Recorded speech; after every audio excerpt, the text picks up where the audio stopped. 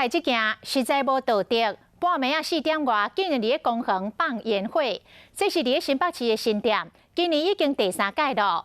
有一个查甫的，总是走到这个公园来放烟火。原来是因为进前甲附近的住户有纠纷，但是双方已经来和解，为什么也唔愿煞，还佫继续咧放烟火？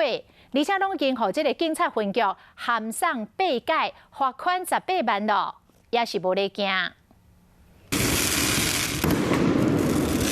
半暝4点，住户捡烟火声吵到精神，回头门路口看，阁有人走来放烟火。8月20号的高空烟火，互社区住户拢困无好，因为毋是头一摆，大家拢骂甲无力。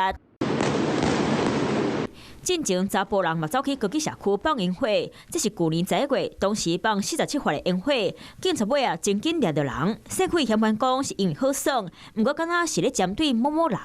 他的女朋友用有眼电动车从后面撞到我，你今天要逼我撤告，有必要去骚扰我的家人吗？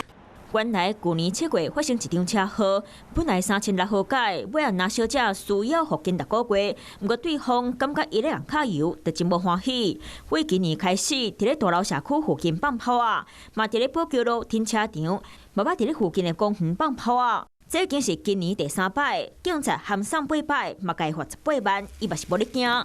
今晚警察今日当加强巡逻，希望当互社区住户暗时啊好好啊困。